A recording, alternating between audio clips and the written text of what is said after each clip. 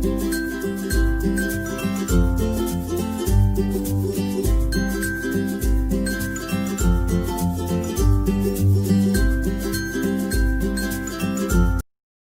friends, I'm Dr. Meenal and you're watching Meenal Cut channel. So today we will discuss about different types of goods like Veblen goods, gift goods, substitute goods, etc. And these concepts are very important for exams, and believe me, without these concepts it is impossible to understand microeconomics. So let's first start with substitute goods.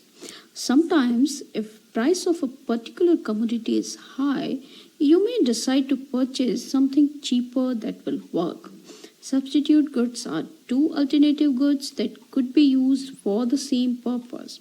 That commodities which can be used in place of other commodities are known as substitute goods. That means substitutes presents the consumer with alternative choices, and if the price of one good increases, the demand for the substitute is likely to rise. There are many examples of substitute goods like Android and iPhone. Android and iPhone are two different operating systems which can be used at the place of one another. Mirinda and Fanta. You know very well, Fanta and Mirinda are two cold drinks, serves the same purpose and also have almost similar taste and color.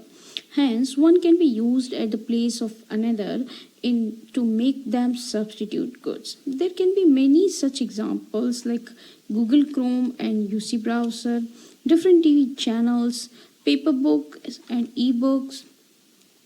Next is complementary goods. Commodities which are required jointly are termed as complementary goods. When two goods are complementary, the demand for one good generates a demand for the second one. In many cases, a complementary good doesn't have value if it is consumed alone. In case of complementary goods, fall in the price of commodity A brings a rise in the demand of commodity B. There are so many complementary goods in practical life, like printer and ink cartridges. A classic example, when the price of printer falls, consumer will generally buy more printers and cartridges as well.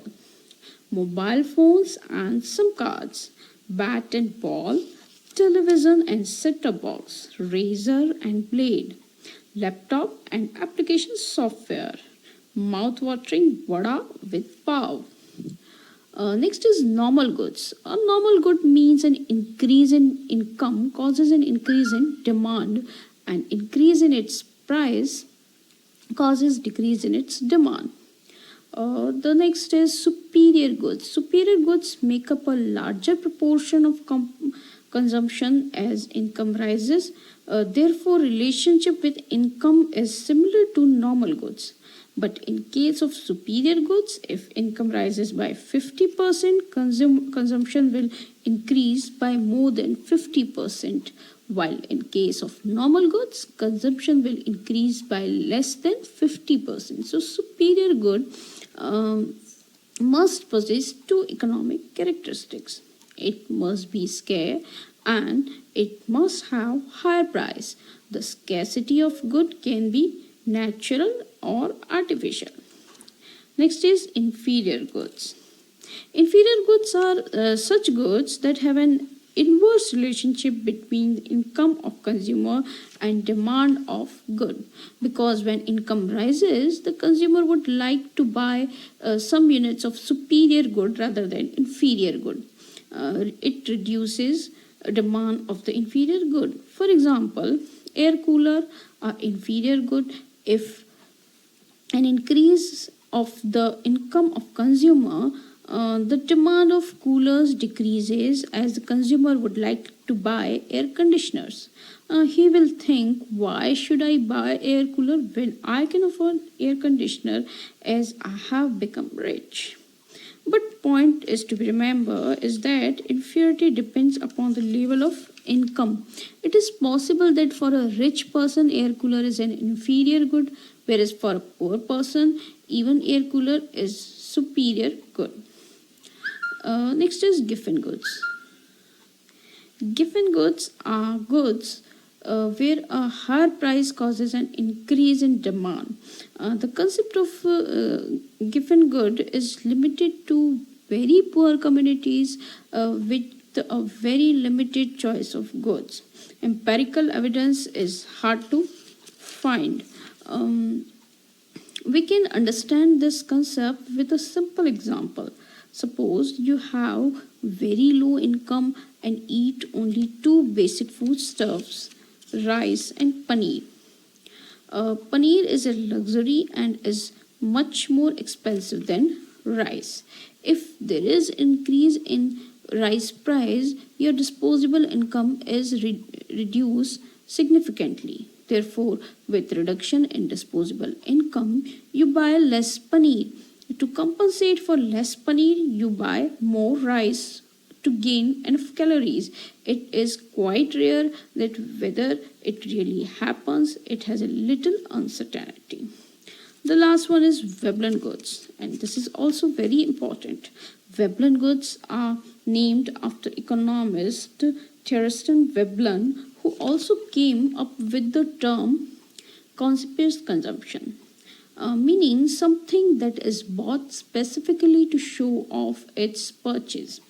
That means a Veblen good is an expensive, higher quality product and status symbol that sells more at high price. If these same products were offered at lower price, they won't sell as much. People purchase these products to show others that they have money or are of certain higher class status. There are so many examples of Veblen goods: expensive liquor, expensive watches, diamonds, expensive cars, paintings, etc. To sum up, I simply classified goods in three well-known general categories, which are normal goods, inferior goods, and superior goods. Inferior goods are either ordinary or giffen goods, whereas superior goods are either ordinary or Veblen goods. That's all for this video. Thanks for watching. Thank you. And if you have any query, any doubt, please do write in comment section. Bye.